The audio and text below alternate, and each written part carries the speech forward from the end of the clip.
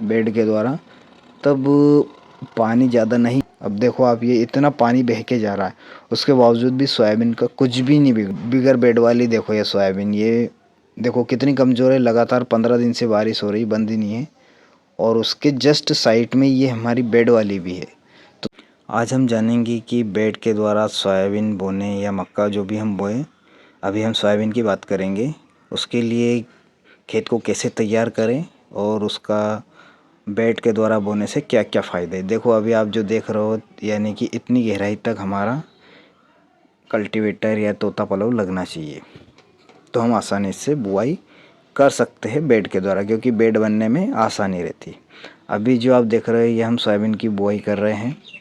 और ये जो सीडील में सोयाबीन डाले गए हैं वो है हमारे NRC 150, और इसको हम बेड के द्वारा बोएंगे।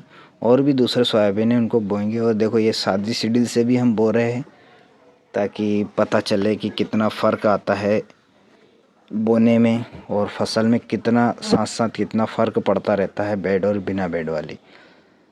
तो आप देखते रहिए, हम अभी आपको पूरी जानकारी देंगे कि हमने कैसे बुआई करी थी और अब किस कंडीशन में है हमारी फसल। ये 21 GS की 2117 है, इसको भी हम बेड से बो रहे हैं। और GS की 2172 है, उसको भी बोई हमने। और GS 2218 भी बोई है। अभी जो आप देख रहे हैं, ये हमने ये जो बुआई हो रही है GS की 2172 की कर रहे हैं।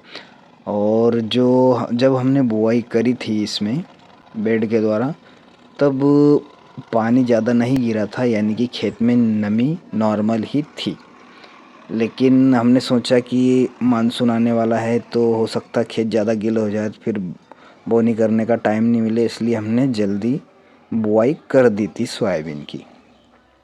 तो हमारी गहरी जुताई थी, तो बेड बनने में ज़्यादा तकलीफ नहीं आई।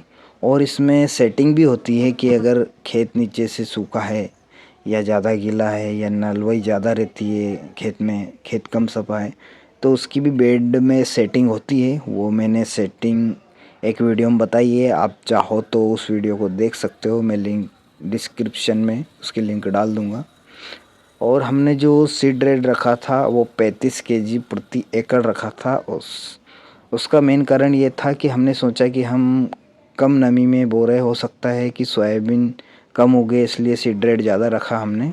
और इसमें हमने झेलरो फंगिसाइड से ट्रीटमेंट करके बुआई करी थी। तो ऐसा सोयाबीन में बोने के 3-4 दिन बाद ही पानी आया था, तेज़ तो नहीं था लेकिन नॉर्मली आया था। तो सोयाबीन थोड़ी लेट निकली थी, क्योंकि नमी पर्याप्त तो नहीं थी खेत में। लेकिन सोयाबीन बिगड़ी नहीं हमारी, हमारा बोने का फ़ायदा ही रहा, ताकि आसानी से हमने बुआई कर दी। बहुत सारे लोगों ने नहीं की थी तो उनको तकलीफ आई।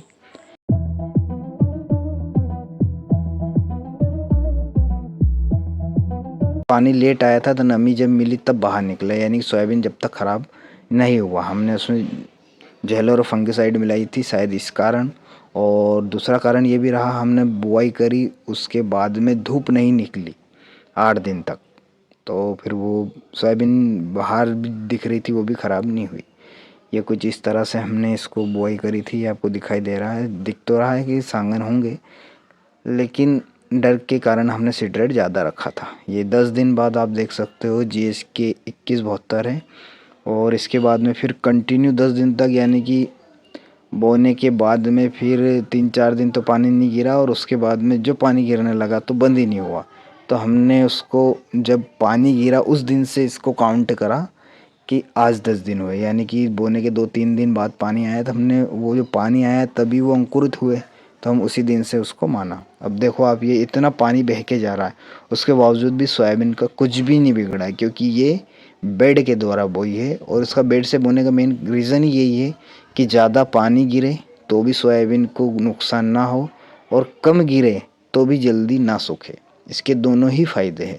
अभी आपको दिखाई दे रहा होगा कि खरपतवार हो गई इसमें, हमने इसमें ऐसे तो दवाई डाली थी, और अब दोबारा इसमें स्प्रे करेंगे आजकल में। अब देखो आपको बिगर बेड वाली, देखो ये सोयाबीन, ये देखो कितनी कमज़ोर है। लगातार 15 दिन से बारिश हो रही, बंद ही नहीं है। और उसके जस्ट साइड में ये हमारी बेड वाली भी है। तो दोनों में कितना फ़र्क है, इसके बेड वाली में पानी बह के बाहर निकल रहा है और उसमें पानी सब दूर फैल रहा है, इसलिए सोयाबीन पीली पड़ रही है और उनकी हाइट भी छोटी है। तो बेड का ये फ़ायदा है और आगे भी मैं वीडियो बनाता रहूँगा। यदि आपको मेरे वीडियो अच्छे लग रहे हैं तो लाइक शेयर और कमेंट्स ज़रूर करें। थैंक्स।